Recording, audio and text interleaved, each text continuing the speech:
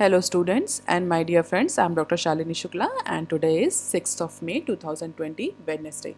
So let's start with Business Standard Daily News Analysis. This analysis is suitable for these viewers and in today's discussion we are going to cover 5 to 6 articles and some other news clips. So let's start with article number 1 given on page number 1. 64 flights ready for biggest evacuation. Students, India is going to conduct a biggest evacuation exercise in the modern history. तो आप थोड़ा सा India के evacuation history को भी देखेंगे और कितने इंडिया ने इवैक्यूएशन प्लान्स किए हैं ये भी देख सकते हैं, क्योंकि हो सकता है आपके कॉम्पिटेटिव एग्जाम्स में इस बार इवैक्यूएशन के बारे में कोई क्वेश्चन पूछा जाए. अब देख लेते हैं आज की न्यूज़. इंडिया जो है वो अपने कल की ही न्यूज़ में हमने डिस्कस किया था कि इनकी कई सारे जो नेशनल्स हैं, इंडियन नेशनल्स हैं, एनआरआईज जो डिफरेंट कंट्रीज़ में because of the covid pandemic फंसे हुए हैं, उन्होंने इंडिया से कहा है कि हमें वापस लाने का अरेंजमेंट करिए. तो इन सारी चीज़ों को ध्यान में रखते हुए इंडिया ने एक बहुत बड़ा इवैक्यूएशन प्लान किया है जिसमें 64 फ्लाइट्स हैं. वो जाएंगी डिफरेंट नेशंस में, just like US, UK, Kuwait, Oman. यहाँ पर जा कर के अपने जिनके जो नेशनल्स हैं, एनआरआईज जो इंडियंस फंसे हुए हैं, उनको वापस इंडिया लाएंगी. इसमें अप्रॉक्सीमेटली 2.5 लाख इंडियन नेशनल्स को वापस लाया जाएगा. कई डिफरेंट फेजेस में ये एक्सरसाइज होगी. फर्स्ट फेज़ में 15,000 और फिर धीमे धीमे अलग डिफरेंट कंट्री से अलग अलग फेज़ में लोग लाए जाएंगे. 12,000 से 1 लाख रुपए तक का टिकट रखा गया, जो कि बहुत ज़्यादा अफोर्डेबल है.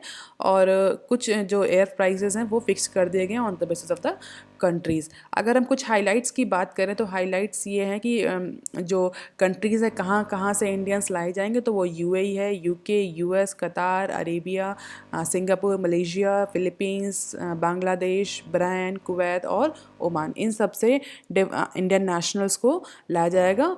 और कौन कौन से जो जेट हैं या फ्लाइट्स हैं जिनको यूज़ कर रही है इंडियन गवर्नमेंट, अगर हिस्ट्री की बात करें तो maximum time students Air India का यूज़ करती थी government in order to facilitate the any evacuation plan. Air India public sector company थी, तो और एयर इंडिया के पास कैपेबिलिटीज़ भी थी कि वो लार्ज इवैक्यूएशन एक्सरसाइज कर सके.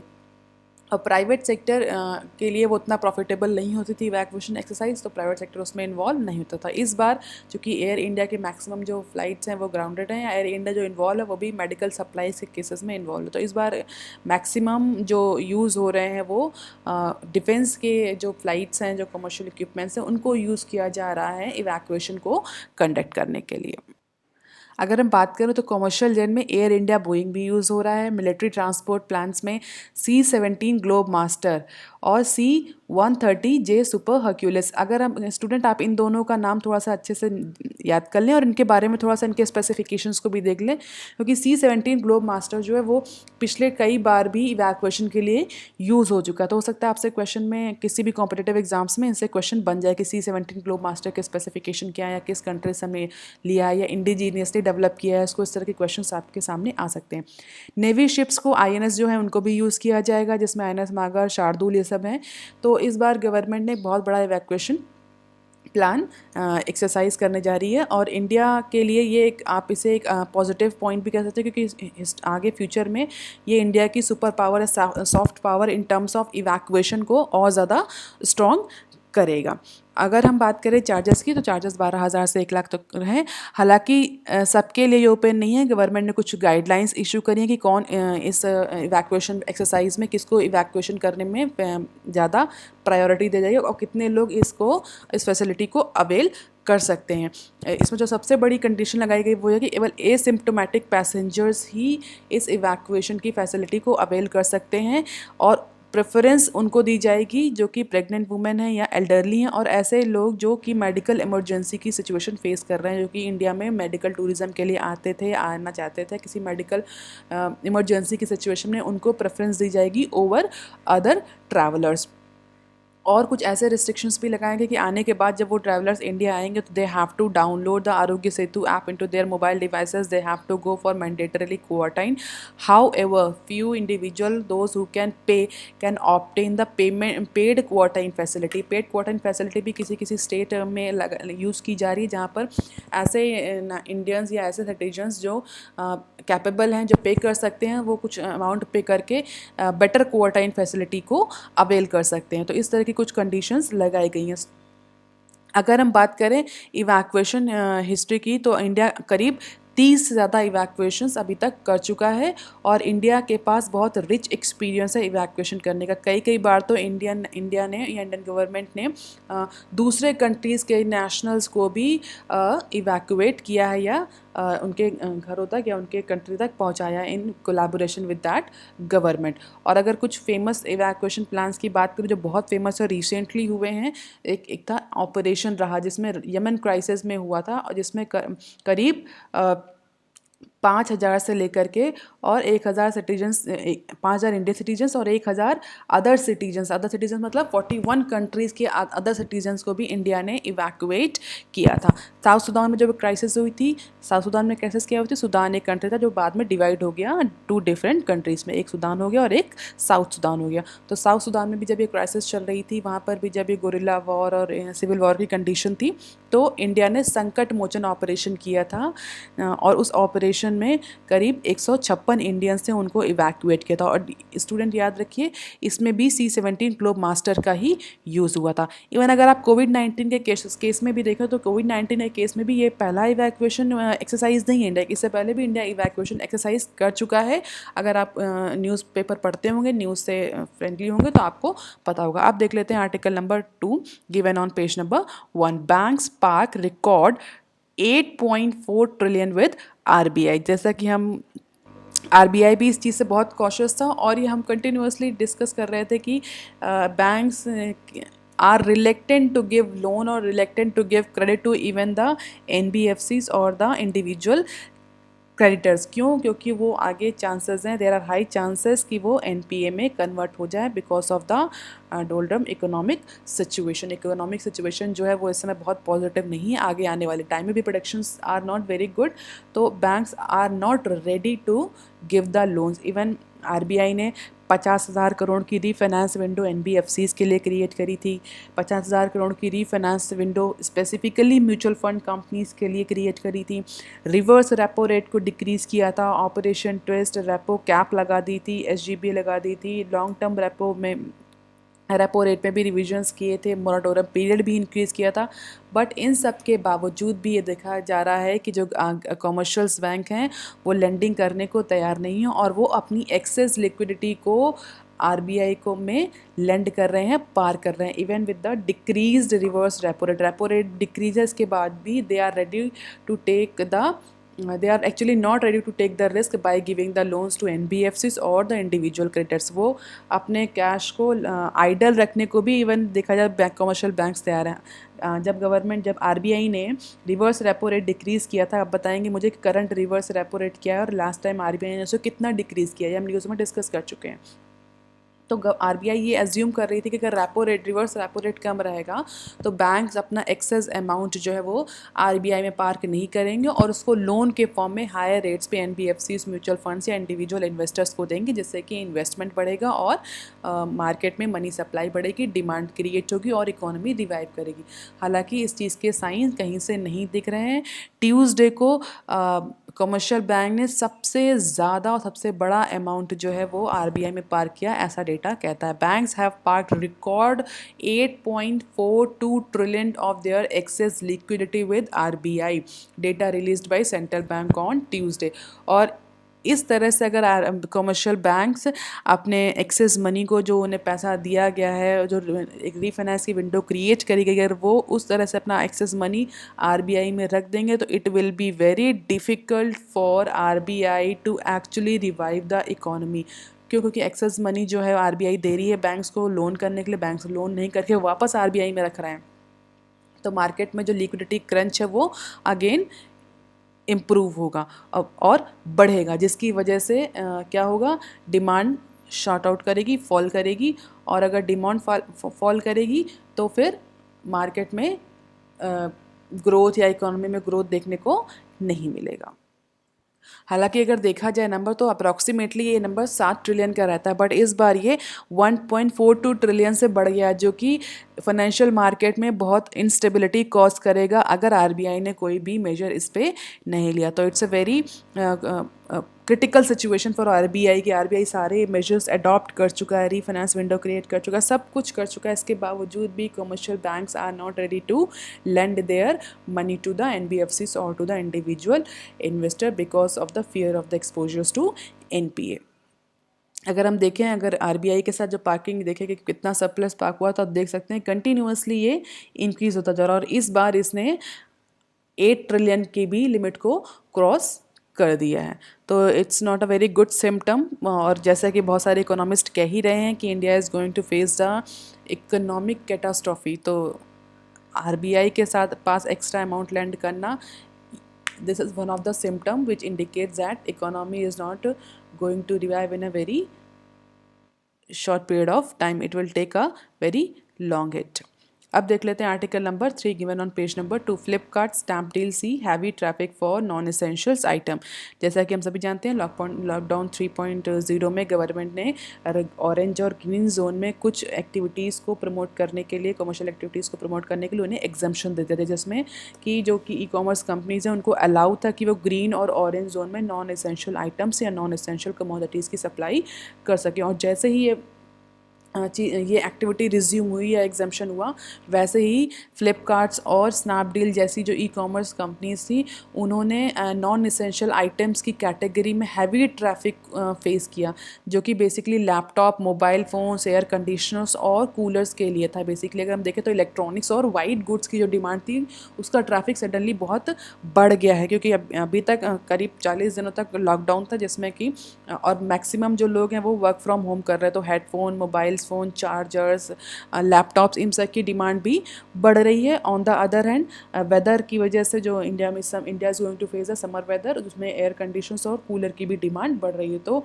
It is becoming very difficult for Flipkart और Snapdeal to actually cater this much amount of demands. Because of that जो जितने भी ई कॉमर्स कंपनीज हैं, now they are working with the sellers and micro, small and medium enterprises across the India. उनसे collaborate कर रहे हैं और उनकी हेल्प कर रहे हैं, उनसे हेल्प ले रहे हैं in order to promote their business and in order to fulfil the demand of the customer. और इसमें वर्कफोर्स भी बहुत अवेलेबिलिटी नहीं है, तो ये सारी चीज़ें जो है वो ई कॉमर्स कंपनीज के लिए प्रॉब्लम कर रही हैं। हालांकि they are continuously in collaboration with the small and medium sizes enterprises in order to cater the need of the customers। कुछ highlights हैं जो देख लेते हैं। 200% increase seen in the search of headphones। केवल headphones के केसेस में 200% increase देखा गया है। 75% जो orders receive हुए हैं स्नैपडील से वो basically from green and orange zones में, मतलब 25% जो orders हैं they are still from red zone। Snapdeal has started delivery of non-essential products in Tier 2 and Tier 3 cities, जिसमें कि Snapdeal ने तो ऑलरेडी डिलीवरी स्टार्ट कर दी। अब यहाँ पर एक टर्म यूज़ हुआ Tier 2 एंड Tier 3, और एक तरह के सिटीज़ होते हैं Tier 1। तो आप मुझे ये बताएंगे कमेंट सेक्शन में Tier 1, Tier 2, Tier 3 सिटीज़ क्या होते हैं और उनकी क्लासिफिकेशन में कुछ ऐसा बेसिस होता है क्या।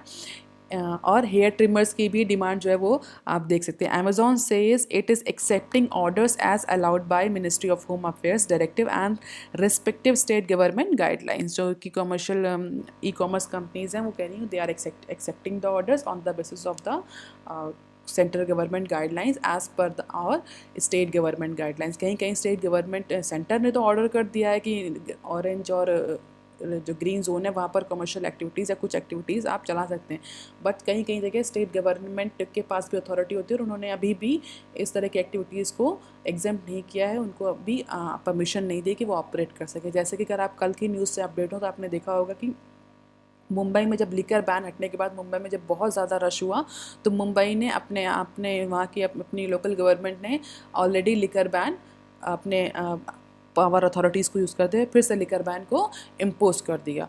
तो इस तरह की जो स्टेट गवर्नमेंट्स हैं वो अपने अकॉर्डिंग अपने जो सेंटर की गाइडलाइंस हैं उनको मॉडिफाई करके डिसीजन ले सकते हैं।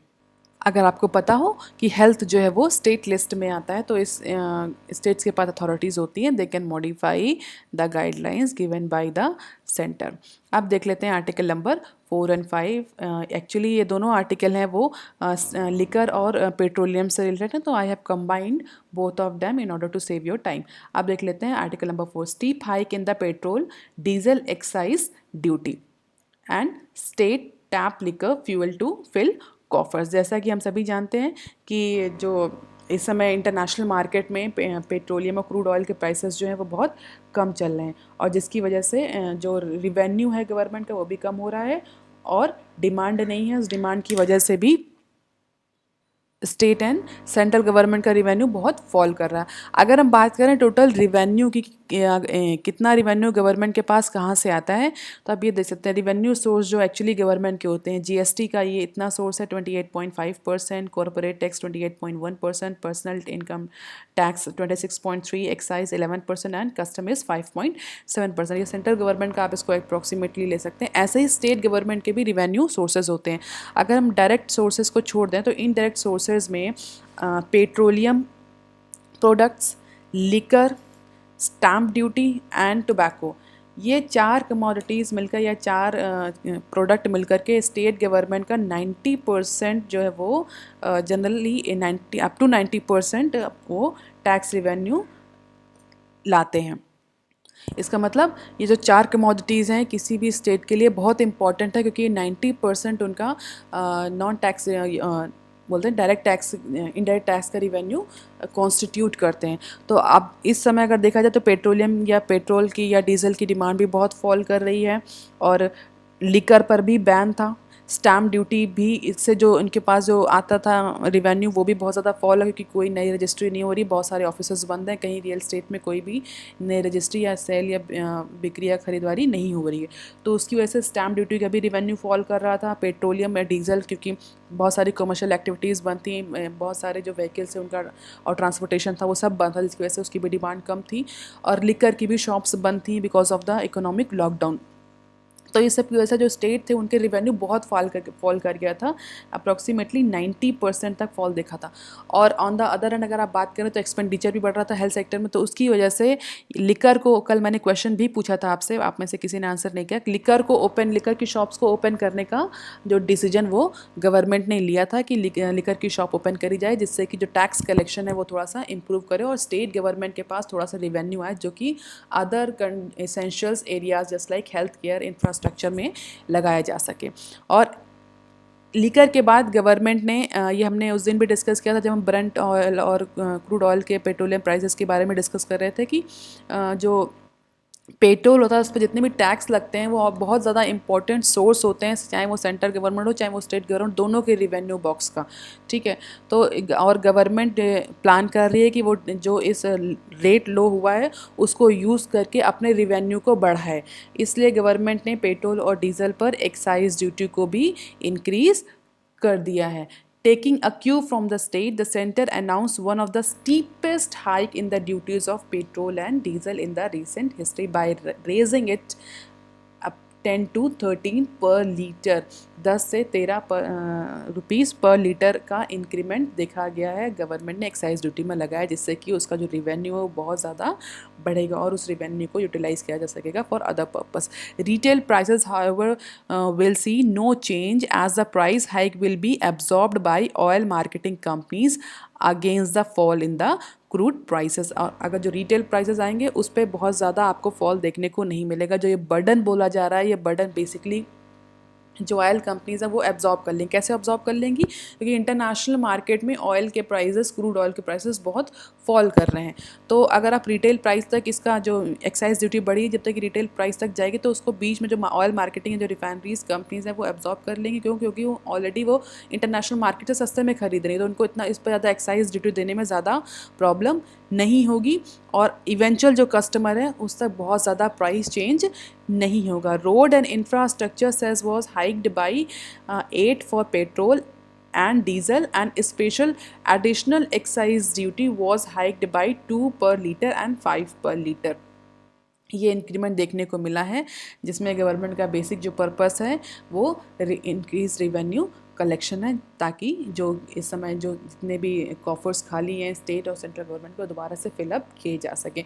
और अगर लिकर की बात करें तो अलग अलग जो स्टेट्स हैं उनने कितना कितना लिकर का जो रजिस्टर ग्रोथ है वो रजिस्टर करिए, तो आप देख सकते हैं Bengal registered liquor sale of ₹40 crore on a single day, Maharashtra 62 crore in a 2 day, Andhra Pradesh government raises liquor prices by 50%, और दिल्ली गवर्नमेंट ने 70% लिकर फी लगा दी थी। Chhattisgarh launched portal for home delivery of the liquor, exercise department proposed home delivery of the liquor in Punjab. तो अलग अलग state government जो हैं वो लिकर के सेल को प्रमोट करने के लिए या उसको रेगुलेट करने के लिए डिफरेंट मेजर्स ले रही हैं। इसीलिए क्योंकि लिकर जो है वो बहुत इंपॉर्टेंट पार्ट होता है किसी भी स्टेट के रिवेन्यू का, तो इसीलिए स्टेट गवर्नमेंट्स जो हैं वो अफोर्ड नहीं कर सकती लिकर बैन को बहुत ज़्यादा लॉन्ग ड्यूरेशन तक।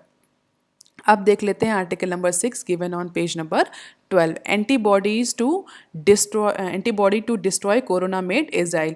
इज़राइल ऐसा क्लेम कर रहा है, वहाँ की एक इंस्टीट्यूट है बेसिकली जिसको बोलते हैं Israel Institute of Biological Research, IIBR। तो IIBR का एक क्लेम है that they have develop a certain antibodies which can actually neutralise the effect of corona virus and can kill the corona virus. Scientist at country's main biological research institute have made significant breakthrough in developing an antibody of the novel coronavirus as the researcher wrapped up the development phase and moved to the patent and mass produce the potential treatment. ऐसा कहा जा रहा है Israel के द्वारा कि उसने clinical trials और ह्यूमन ट्रायल्स दोनों कर लिए हैं, और जो इंस्टीट्यूट है अब वो पेटेंट के लिए जा रहा है जिससे कि उसको मास प्रोडक्शन के लिए अप्रूवल मिल सके। हालांकि इसमें कितनी सच्चाई है इस बारे में अभी बहुत ज़्यादा इंटरनेशनल कम्युनिटीज़ हैं उन्होंने कुछ नहीं कहा है, और इवन इजराइल ने भी बहुत ज़्यादा डिटेल जो है वो इस बारे में लॉन्च नहीं करी। क्यों? क्योंकि अभी तक पेटेंट फाइल नहीं हो। जब तक पेटेंट फाइल नहीं होता तब तक ये रिस्क रहता है कि आपकी टेक्नोलॉजी या जो आपका नया इनोवेशन है उसको चुरा लिया जाए। इसीलिए बहुत ज़्यादा जो इन्फॉर्मेशन है वो Israel institute of biological and research ने अभी बहुत ज़्यादा इन्फॉर्मेशन डिस्क्लोज नहीं करी है। उसने बस इतना ही कहा that antibody can attack the virus on monoclonal way and can neutralise it within the body of those who are ill. The antibody development had been completed and that institute was in the process of patenting to find, and in the next stage researcher will approach international companies to produce the antibodies on commercial sale. अब आप ये कहेंगे सारे जो आप देखेंगे चाहे वो रेमडेसिविर को लेकर के इशू हुआ हो, चाहे वो WHO और चाइना ने जो डेटा पब्लिश कर दिया उसको लेकर के इशू हुआ हो, ये सारी कंपनीज सारी कंट्रीज़ भी आगे बहुत प्रोएक्टिवली क्यों इन्वॉल्व हो रही हैं कि कहने के लिए कि उन्होंने कोविड-19 का ट्रीटमेंट है, उन्होंने कोविड-19 का वैक्सीन है, उन्होंने कोविड-19 की एंटीबॉडी बना ली। क्यों? क्योंकि in future it is going to be the huge profit pocket for those companies. इसमें बहुत ज़्यादा R&D लगता है किसी भी बीमारी के लिए, किसी भी डिजीज़ के लिए, इन्फेक्शन के लिए ट्रीटमेंट निकालने में बहुत ज़्यादा पैसा लगता है, R&D बहुत ज़्यादा इन्वॉल्व होता है। But once it is done और कोई ऐसी कंपनी जो कि किसी ऐसी डिज़ीज़ को लेकर के, ऐसी डिज़ीज़ के वैक्सीन को या ट्रीटमेंट को लेकर सामने आती है तो वो उसको तुरंत पेटेंट कराती है और वो कई सालों तक उससे प्रॉफिट अर्न कर सकती है और huge amount of profit earn कर सकती है। इसीलिए चाहे वो अमेरिका हो, चाहे वो इसराइल हो, चाहे वो China, they are continuously doing R&D, और बार बार वो बोल रहे हैं कि उनकी कंपनी ने निकाल लिया, उनकी कंपनी ने, चाहे वो हाइड्रोक्सीक्लोरोक्विन हो, रेमडेसिविर हो, चाहे वो प्लाज्मा थेरेपी हो, इन सब को लेकर के कंटिन्यूसली जो है कंट्रीज़ डिफरेंट क्लेम्स कर रही हैं। अब इस क्लेम में कितनी सच्चाई है अभी इस बात पर कोई इंटरनेशनल कम्युनिटी का ऑफिशियल स्टेटमेंट किसी पर नहीं है। इन March, Israel Daily, quoting medical sources, had reported that scientists at the institute had made a significant breakthrough in understanding the biological mechanism and qualities of the virus। अगर किसी भी virus के लिए अगर आपको मेडिकेशन बनाना है या ट्रीटमेंट या वैक्सीन बनाना है तो उसकी जो क्वालिटीज़ है, जो बेसिक कैरेक्टरिस्टिक्स हैं, उनको समझना बहुत ज़रूरी होता है। बायोलॉजिकल मैकेनिज्म जिससे कि वो होस्ट बॉडी को इन्फेक्ट करता है। और इसी में एक न्यूज़ और भी है, आप लोगों ने सुना हो, US जो कंटिन्यूसली चाइना से कह रहा है कि आप जो कोरोना वायरस का ओरिजिन है उसको शेयर करिए, वुहान की लाइब्रेरी में जो कुछ हुआ था उसको शेयर करिए, so that US companies can actually use that information in order to develop the vaccine at a right time. कि वायरस कहाँ से ओरिजिन हुआ, उसकी कैरेक्टरिस्टिक्स क्या थी, ओरिजिनल वायरस क्या था, क्या उसमें कोई मॉडिफिकेशन किए गए, जिस पे चीन बहुत रिलेक्टेंट है सारी इन्फॉर्मेशन को शेयर करने के लिए। हालांकि अभी तक इस बात में कोई क्लैरिटी नहीं कि जो इज़राइल ने जो डायग्नोसिस करी है, जो इज़राइल जो ट्रीटमेंट क्लेम कर रहा है, वो ट्रीटमेंट एक्चुअली इफ़ेक्टिव है कि नहीं है। हालांकि इसराइल ने ये क्लेम बहुत पहले किया था कि इसराइल जो है वो वायरस की कैपेबिलिटीज़ को समझ चुका है, क्वालिटीज़ को समझ चुका है, उनका बायोलॉजिकल मैकेनिज्म बहुत पहले समझ चुका है। तो अब इसराइल क्या ट्रीटमेंट लेकर आया है, कुछ ऐसा मैकेनिज्म, ये still it is very questionable and it is unclear. अगर हम IIBR की बात करें तो हो सकता है आपसे किसी भी क्वेश्चन में या कॉम्पिटिटिव एग्जाम्स में इसके बारे में पूछा जा सके। अगर ये जो ट्रीटमेंट है वो इफेक्टिव प्रूफ हुआ तो ये IIBR जो है वो एक आपका बोलते हैं इंपॉर्टेंट न्यूज़ बन जाएगा, जिसके बारे में आपको जानना ज़रूरी है। यहाँ पर मैंने 2 लाइन में डिस्कस किया। IIBR was establish in 1952 as a part of Israel defence force science corp और later it become the civilian organisation. पहले इसको डिफेंस के लिए बनाया गया था, लेकिन बाद में इसको सिविलियन ऑर्गेनाइजेशन में कन्वर्ट कर दिया गया। अगर कोविड-19 के पेशेंट्स की बात करें तो इंडिया में कोविड-19 के पेशेंट अप्रॉक्सीमेटली 46,000 हो चुके हैं, एक्टिव केस 31,000 है, रिकवर्ड 13,000 हैं, जो डेथ हैं वो अप्रॉक्सीमेटली 1,583 हो चुकी हैं। वर्ल्ड का जो लेवल है वो बहुत ज़्यादा है, उससे कंपैरिजन में इंडिया बहुत पीछे है। और अगर अलग अलग कंट्रीज़ की बात करें तो वो क्या क्या डिसीजंस ले रहे हैं, उनकी इकोनॉमी कितनी श्रिंक हुई है, वो सब हाइलाइट्स यहाँ पर दिए हुए हैं। UK economy set to shrink 7% or more. UK की इकोनॉमी 7% से श्रिंक करने वाली है। UK car sale crash to lowest since 1946 के बाद सबसे लोवेस्ट कार सेल इस बार यूके ने फेस किया। इसी तरह से अलग अलग कंट्रीज़ के हिसाब से अलग अलग जो डेटा है वो दिया हुआ है, you can go with once. अब देख लेते हैं कुछ इंपॉर्टेंट न्यूज़ क्लिप्स।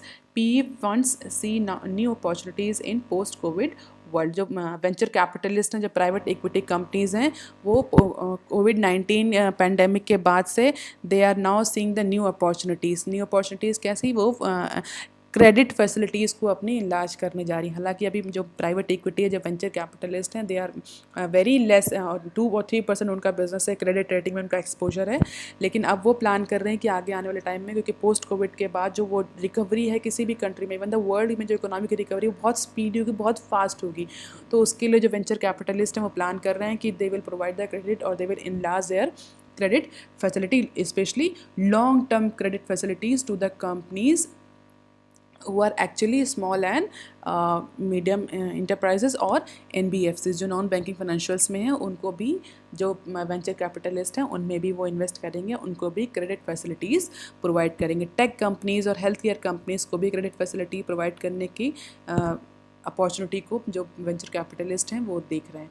तो इस तरीके से जो वेंचर कैपिटलिस्ट हैं वो एज्यूम कर रहे हैं कि पोस्ट कोविड जो है वर्ल्ड होगा उसमें रिकवरी बहुत फास्ट होगी, और जहाँ पर जो वेंचर कैपिटलिस्ट हैं they can play very important role, क्योंकि बहुत सारे जो क्रेडिट फैसिलिटीज़ हैं NBFCs हैं वो श्रिंक कर रही हैं। वो अब कितना पोस्ट कोविड-19 के बाद कितनी सर्वाइव करती हैं, still it is a question mark.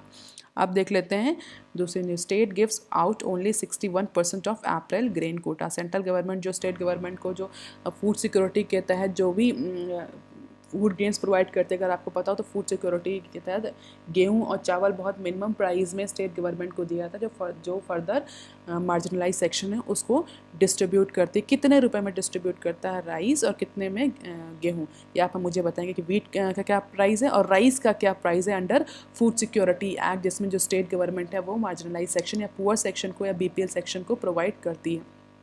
तो स्टेट्स ये कह रहे हैं कि जितना आता था 100% सेंट्रल गवर्नमेंट से अंडर फूड सिक्योरिटी जो ग्रेन्स आते थे, उसका अप्रैल में केवल 61% ही स्टेट्स ने रिसीव किया है। अप्रैल कोटा का मई शुरू हो गया है और स्टेट गवर्नमेंट्स को केवल 61% फूड ग्रेन का कोटा मिला है, जिससे कि जो स्टेट गवर्नमेंट है उनके लिए बहुत ज़्यादा प्रॉब्लम हो रहा है इस पेंडेमिक की सिचुएशन में प्रॉपर फूड अरेंज कर पाना मार्जिनलाइज सेक्शन के लिए। तो it's a very big question mark कि कैसे आगे मैनेजमेंट होगा। इसीलिए लॉकडाउन को जो बहुत सारे इकोनॉमिस्ट हैं ये बार बार बोल रहे हैं कि lockdown is not feasible for India, we can not afford lockdown for a long period of time.